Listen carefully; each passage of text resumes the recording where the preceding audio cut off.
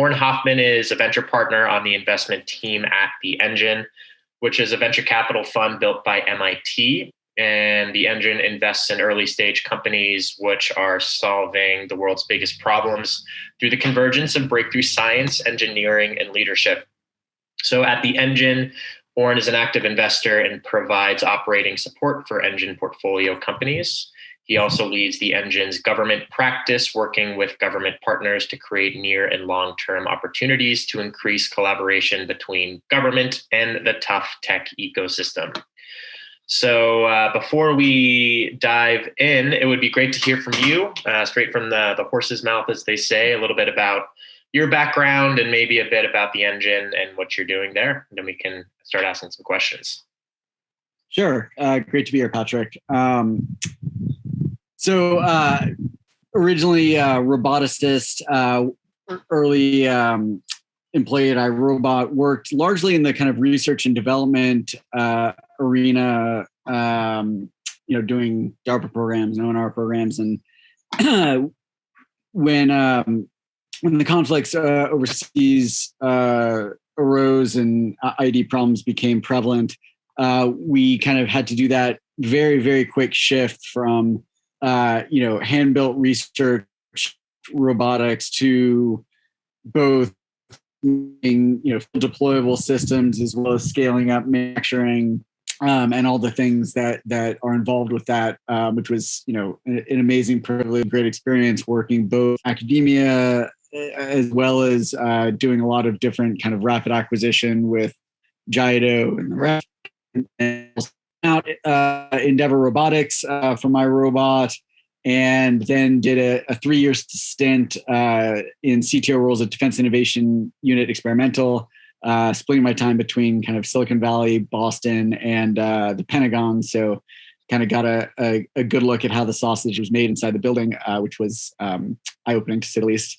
But it kind of was a natural fit then to go into The Engine, where The Engine was stood up to pull out the old trope, to bridge the valley of death between breakthrough technologies that are largely government funded happening in our university and government research labs that tend to stay on the shelves due to a number of friction points.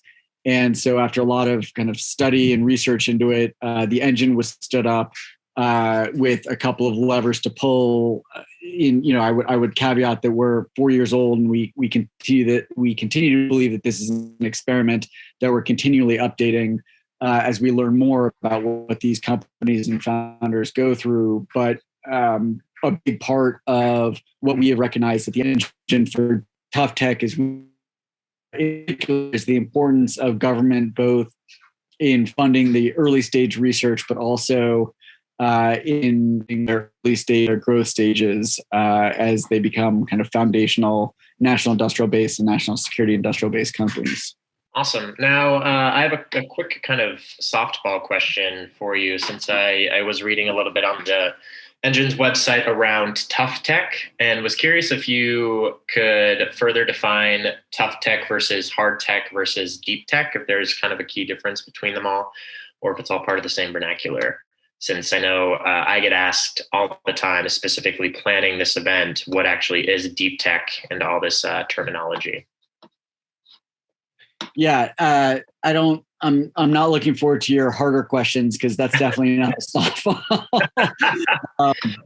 We actually obviously thought long and hard about this. There's lots of different names, deep tech, frontier tech, hard tech, whatever you want to call it, and we decided to go with tough tech, really to highlight that in this experiment we're trying to do something different, which is we are not an impact fund. We believe that the companies that we invest in will not only make a global impact for good, but also have significant financial returns, but over an arc of time that is different than other investments. And we'll have the horizons and different types of capital.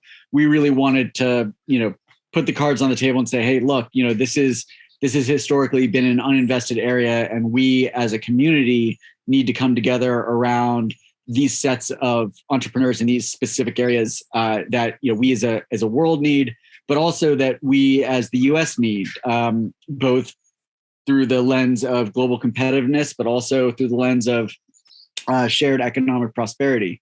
We believe that while innovation should be distributed throughout the U.S., we specifically with top tech companies, we believe that while the original, breakthrough technology, the innovation is a critical starting point, as we see these companies scale, the deployment of those companies, the deployment of not just the technology, but the factories, the manufacturing plants, the impact they'll have will really go into underserved areas in the country.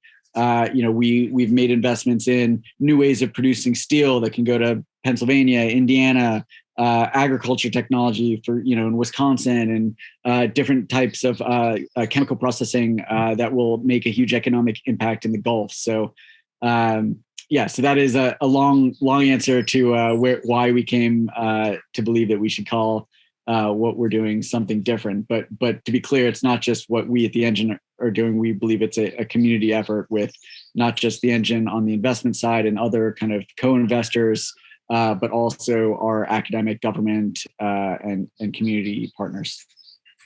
Absolutely. No, that totally makes sense. And now, in terms of kind of the overlap, you did mention you're at the Pentagon quite often. So with the government's involvement in dual use companies, what have you seen with the overlap between the deep tech ecosystem and dual use, whether it be in terms of funding or technology transfer, innovation movements, anything like that? Could you talk about that overarching ecosystem? Yeah. How much time do we have? We have about 40 more minutes, but we have time for Q&A. So feel free to expound away. So, having worked in the government, whenever I'm hard on the government, I try to put on my government hat as having been in the trenches with my brethren from government who are still there. And so it's with deep love that I make criticisms and suggestions. But the having been kind of inside the belly of the beast, so to speak, the DoD is great at kind of strategic technology identification. It is amazing machine for operational support, and there's a lot of effort trying to take innovation and figure out what acquisition reforms and whatnot to get non-traditional companies more involved in that historical, incredibly meaningful for the DoD. And so, as an example, there are some companies who have kind of direct applicability to dual use missions. One of our companies, Analytical Space, building a mesh network of satellites in space, partnered with the Air Force under a Strat 5 program, and they'll be delivering capabilities in the relatively short term, at least in terms of DoD acquisition timelines. But there are other companies that are working on, electrification, alternative fuel sources, different of edge AI chip capabilities that, may not see kind of what I'll call deployable results in a time frame that most folks in government think about when they want to put money into innovation. So one of the things that we're trying to do is figure out better ways to partner public capital with private capital so that these companies that will be impactful to the national security industrial base are getting exposed to the DoD early on. And so that as they go through, 7 to 10 year growth life cycle, they always have that touch point with the government. So, it's a two-way street of government can provide funding and resources and range space and supercomputing clusters and all the great things that the government has to offer startups. And at the same time, these founders who may not know how to spell DoD, well, hopefully they know how to spell that, but will start getting exposure to the DoD specific product requirements, and they can kind of figure out how to blend their commercial product roadmaps with something that will be beneficial to the DoD. But again, at time horizons that work with the growth trajectories of these companies. Absolutely. Now, I know in prior sessions there was kind of a discussion about using the government via SBIR and grant opportunities, non-dilutive funding to help get your startup off the ground and then get to the commercial sector and figure out if you can attract investment since you'll have an MVP, since you need a ton of capital to launch. What are your thoughts on kind of that methodology? Would that be your advice for hard tech companies scaling up? And if you could talk about kind of what additional advice you would give to someone who's thinking about starting a deep tech, hard tech company as well.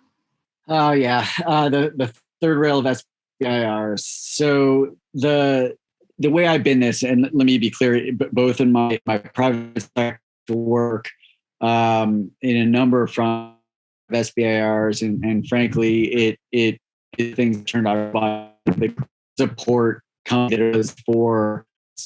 So I sort of been kind of the way I think about SBIRs in the three categories. There's kind of the engineering services for program managers and program offices, which is non-commercial, and that is a really important function.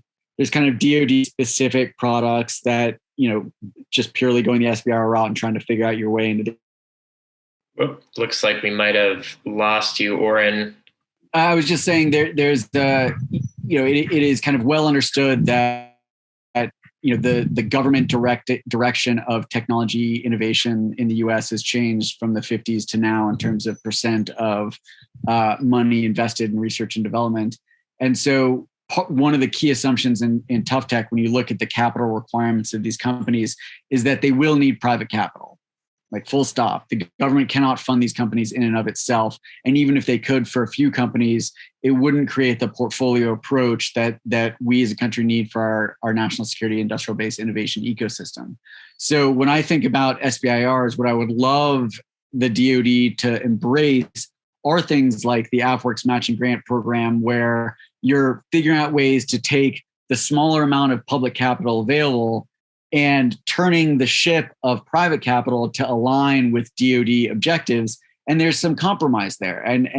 But when you look at as a portfolio approach, the leveraging of private capital through the creative programming of public capital is something that we have seen work incredibly successful.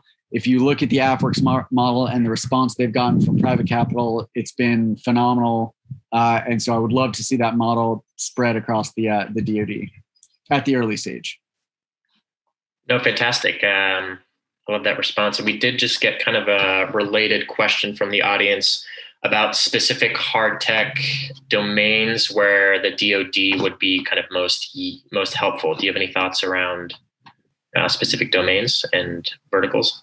So helpful is an interesting question. So I have, and I referenced this earlier, but the DoD has a lot more to offer than just capital. And let's be clear, early stage capital from the DoD is critical, given again the capital requirements and the engineering risk burn down of tough tech companies is such that even when companies attract early stage private capital, the extension of that runway and the ability to pivot towards in product directions, really government capital plays a tremendously important role at those early stages, in addition, of course, to the later stage acquisition.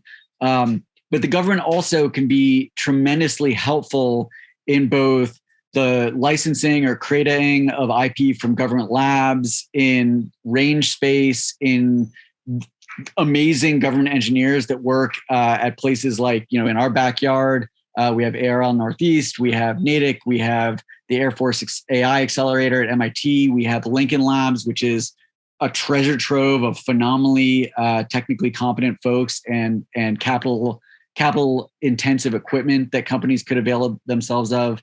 And the DoD should do a better job of making those resources available to the tough tech ecosystem, because it really can make the difference between getting stuck in something that those government resources can help you get out of, or kind of falling off a resource cliff if companies try to do it by themselves. So I think there's a lot of tough tech areas where the government has a lot more to offer than I think oftentimes private capital and private investors give them credit for.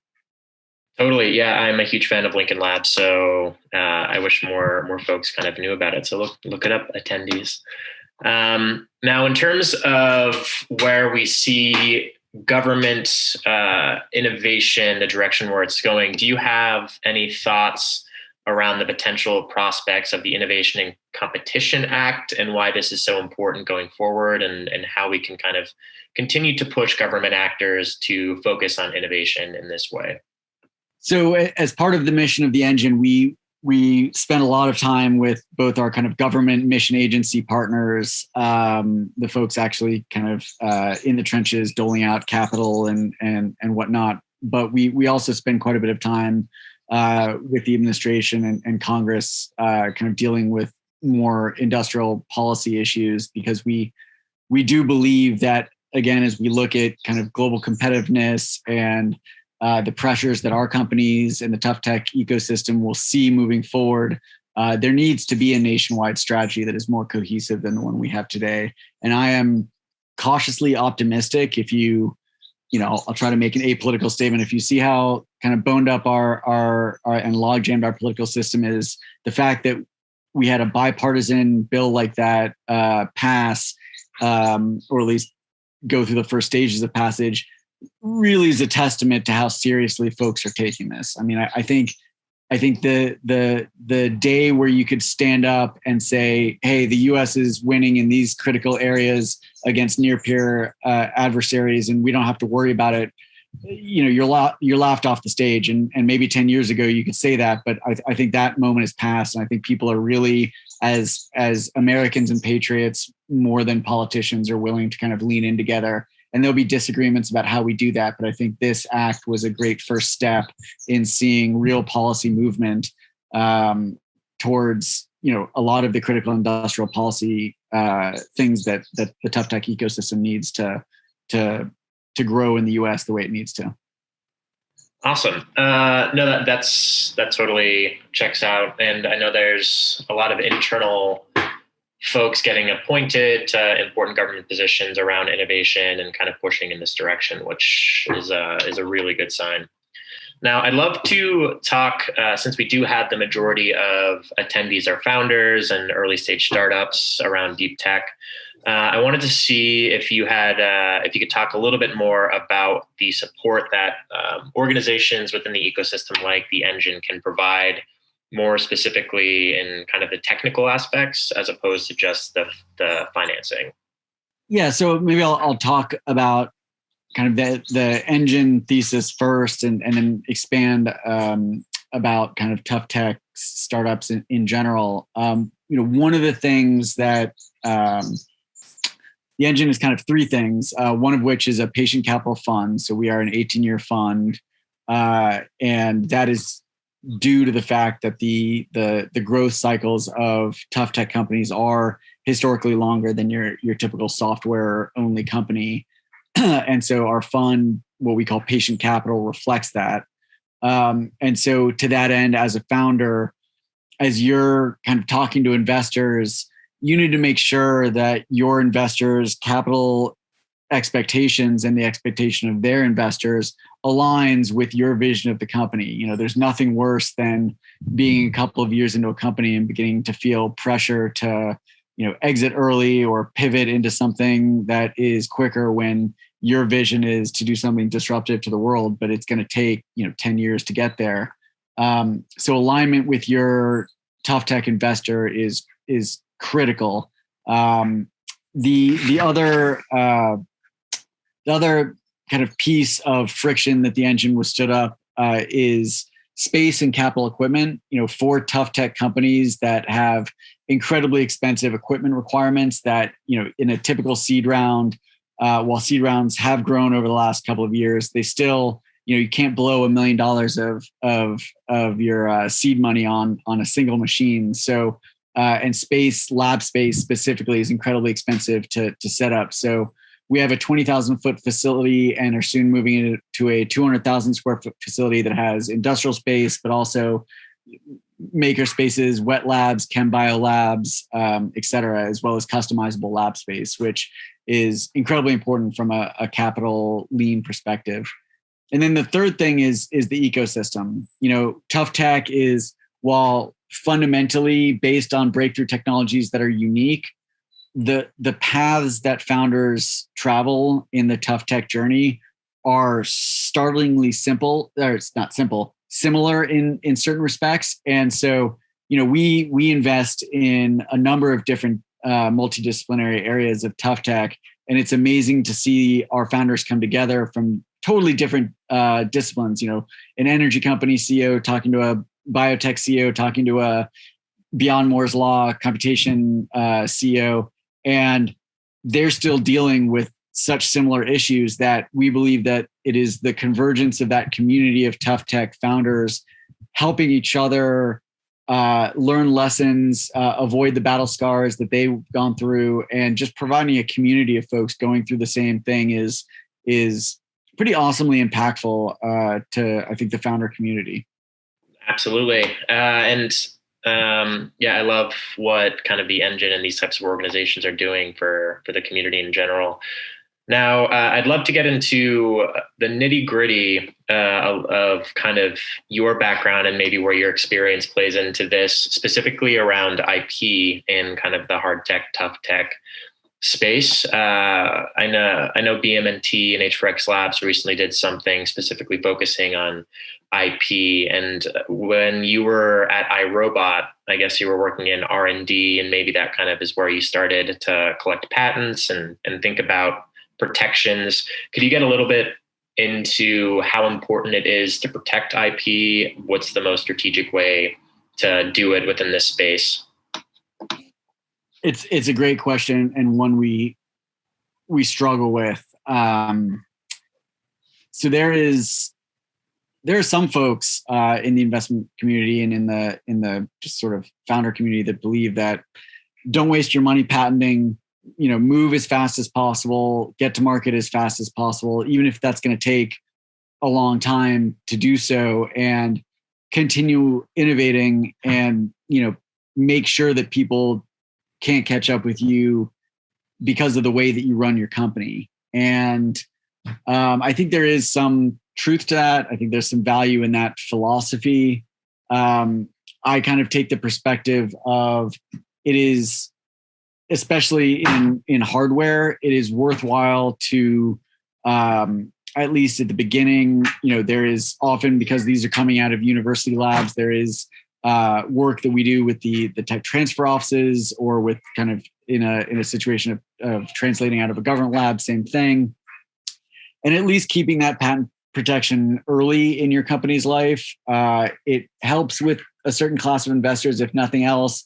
And you can always opt to stop paying for it, but at least it gives you optionality as you kind of figure out what your mode is, what you need to protect, what you don't need to protect. And oftentimes, as we sort of look at how kind of companies evolve, patents that they filed early on that they thought would be fundamental to the company are not relevant. And sometimes patents that they pull in kind of later on in the company's life become, the most important patents from a actual kind of competitive moat perspective. So long way of saying I kind of like optionality. So I'm all for patent protection at the early stage, and sort it out once your business model is a little bit more clear, your market's a little bit more clear, your go-to-market's a little bit more clear, where you can kind of make the choice of whether or not to continue those protections.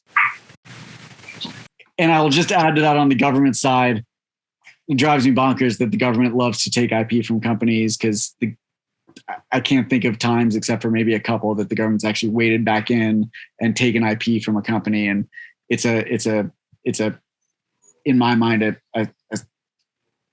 is a tremendous footfall the government makes in trying to get entrepreneurs to work at the early stage with government, when that is the attitude that the government puts off. And I give credit to the folks in government now working to kind of change that perspective and change some of the legislation around how government treats IP. But it's such a red herring to me that it's frustrating that it off-puts entrepreneurs from working with government, where that collaboration could be so beneficial to both sides. And it's such a stupid thing to cause friction around. Absolutely, and you're not the first person to mention that in this summit. So hopefully we see some changes in how that is kind of managed internally at the government level. Now, since you're so tied in with MIT and kind of the university, which I would assume provides a funnel of very qualified talent for engineers and even kind of business savvy folks, do you have any recommendations to startups in the portfolio I manage within BMNT, for example?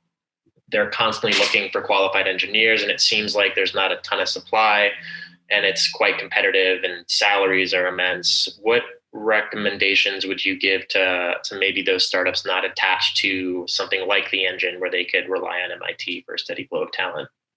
Well, poach them from your competitors first and foremost. Um, there's there's kind of the technical talent, and then kind of operational experience talent, which can be engineering or can be manufacturing or ops or any number of things. Continuing collaborations with academia is a great way to feed technical talent into your company. So STTRs are a great way of creating contract vehicles to facilitate those collaborations, but there are other ways to collaborate with university labs. But if you find a professor that is working in a space that you think could technically impact your company, even in the future, creating that connection, feeding them some funding, you will essentially be training future employees on the government's dime, which is a pretty good use of capital, both for the US and for your company.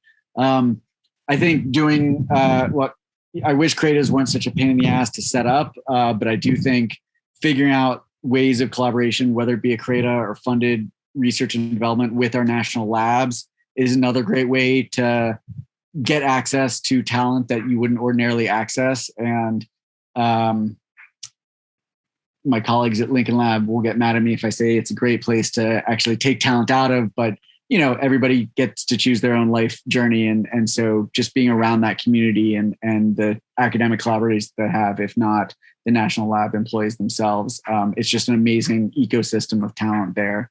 And then the last thing I would say is just, it is hard to have the hubris and the swagger as an early stage tough tech founder to, you might believe that you are going to be the next GE or the next Boeing, but to communicate that out to the world with authenticity is often an uncomfortable thing for especially technical founders to do.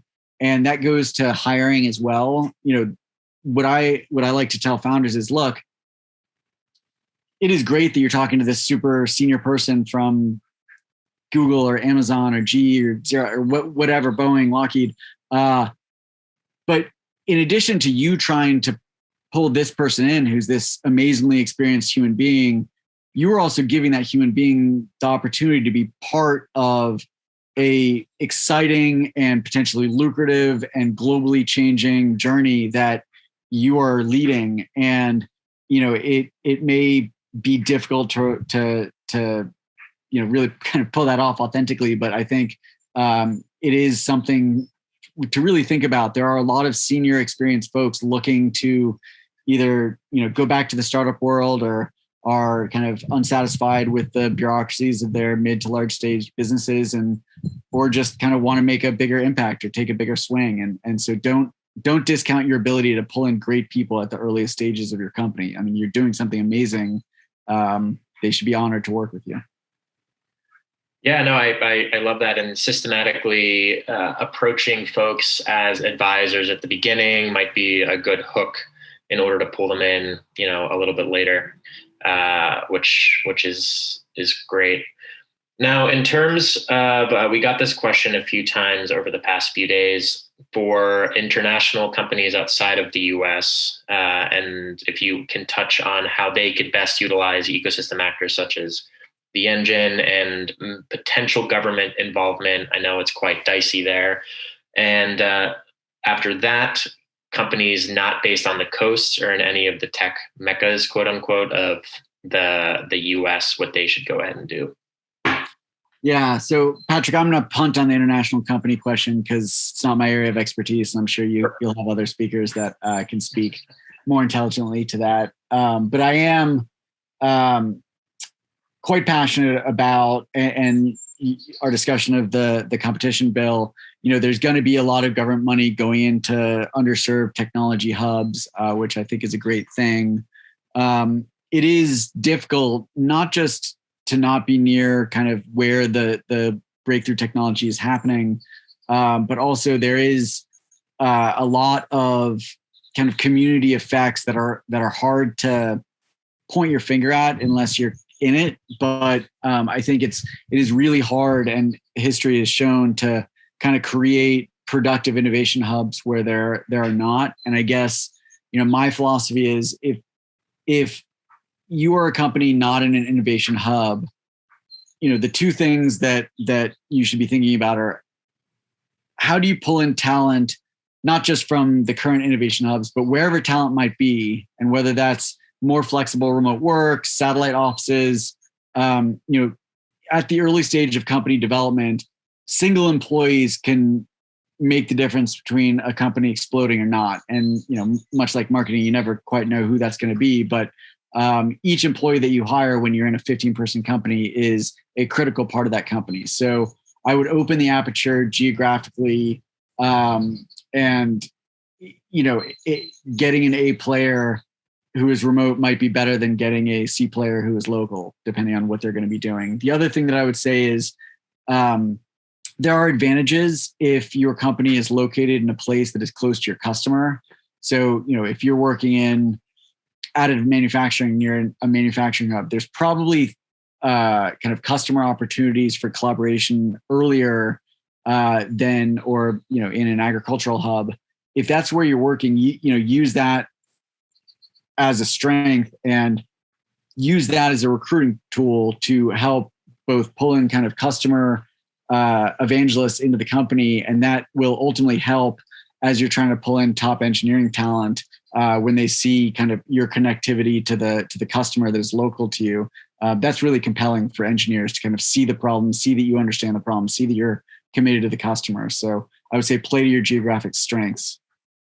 Actually, no, that's very interesting. I know, do you have any recommendations for emerging ecosystems in the US? So I'm actually from the city of Pittsburgh, for example. So I know there's some great universities there with CMU. How would you, what advice would you give to university actors to connect within the private sector and maybe the government in a city like Pittsburgh to attract talent, keep talent, really grow kind of that deep, specifically around deep tech and tough tech ecosystems?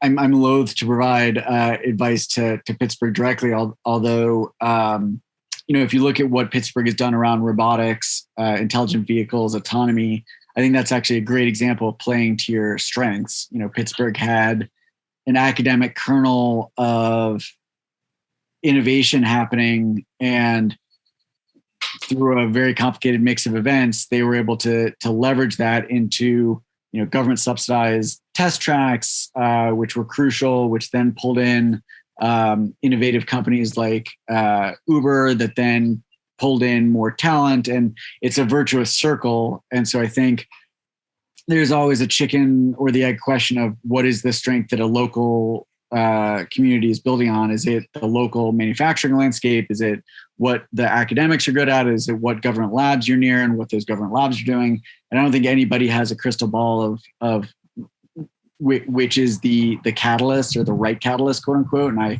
imagine it varies based on your geography. But yeah, I mean, I think Pittsburgh is actually kind of a huge success story in that particular area of innovation, that I imagine that they can then leverage those successes to continually Venn diagram out the areas of innovation that Pittsburgh becomes known for. Absolutely. And, that's definitely true for a variety of cities and emerging ecosystems in San Diego and Hawaii, Austin, et cetera. And now I guess back more to the nitty gritty for founders. We got a question about M&A. So do you have any advice for hard tech, tough tech companies who are getting approached by like the Googles, Boeings, the big corporations for acquisitions, how they should manage those types of conversations and what they should really push for? The decision around an acquisition is a deeply personal one for founders, and so I would say first and foremost, you need to fight from the earliest stages of the company to make sure that that is as much of a personal decision for the founder as possible. You definitely do not want to get into a situation where your investors are pushing in one direction and you as a founder are pushing in another direction. You want to stay close to your board and align them around your vision for the company, whether that is, selling to a corporate or, going for an IPO or I guess today a SPAC. So that is, I think, my first piece of advice is make sure that you are bringing your board along with whatever vision of the company you have, and that they stay committed to you as you pursue that vision. It is always hard to turn down an acquisition offer in the belief that you are going to build something bigger, more impactful, and something that you fundamentally believe that under your kind of sole control can do more than you could do under an acquisition. The flip side is I have no issue with acquisitions. There are often times where a company has reached a scale where it just is inefficient for the country, inefficient for the world to not leverage that next level of scale that a corporate can bring to the table. So oftentimes it can get your vision of the global impact that you want to see into the world quicker by a great acquisition. So I think a lot of the conversations around acquisition aren't just dollar sign conversations. They're about, who are you going to be reporting to? What are the expectations? What is your R&D budget going to be? What are the metrics that you're going to be evaluated by? Who is ultimately the decision maker on everything from hiring to your product roadmap? For those that care about kind of the impact that their company has once they've been absorbed into a larger company, there are a lot of conversations to be had after the piece of paper slides across the table that has a big number on it. Agree. That's been a conversation I've been having with several founders as well, and the strategic way to think about it, and if your tech would even be protected or kind of just dismantled and used in a variety of ways, which is an interesting thought. Now we're all right. One last thing on that, Patrick. I would also say, talk to founders that have been acquired by whoever is trying to acquire you, because reference checks are important, and reference checks on your parent organization are probably some of the most important reference checks you can make, because I'll just leave it at that. Yeah, and in general, as a founder, you should always be chatting with other founders if you're considering an investor or a mentor or an acquisition. So make sure you tap into your founder community. Now, I know we have a couple minutes left, so I wanted to open it up to you. And this is a question I've been asking some of the other panelists, just general advice to folks who are starting out with their company. I know you've covered a lot already, which is some great advice in and of itself. But if you can kind of, if I'm a founder coming to you for advice about my super amazing technology that I've ideated on and am looking to start, where should I begin? Where should I go? And what advice would you give me? So I guess my first comment on that is, we'll see what the private capital markets do moving forward, but at least in the epoch of time that we're in right now, when, in talking to folks that are thinking about being founders, but are worried about the risk associated with it, the long since are the times when you're sort of surrendering your lifestyle, at least, and, living in a garage on ramen, trying to, make the startup work. And that's, maybe that's a good thing, maybe that's a bad thing, but it is still a total life commitment to, maturing your child is not a bad analogy. But it is a situation where, the idea of leaving a good paying job and spending a couple of years taking a swing at being a founder, I don't think has the kind of financial implications that it used to. And so, I think having an understanding of, based on the company that you're trying to create, what, your salary will look like, what your lifestyle will look like, what kind of time commitment that's going to be. If you have a family, what that's going to mean for your family. But I think that it's a great time right now, if you are interested in taking a swing at being a founder, to take that swing, just given capital where it is today. Once you've made that decision, Patrick, I think you said talking to other founders is probably the most important thing you can do, both to understand what it really takes to launch a company, but also, what investors you should be talking to based on the space that you're in, what investors you definitely should not be talking to for a variety of reasons, and just surrounding yourself with as many mentors, advisors. It is, especially if you were still in academia, it is amazing.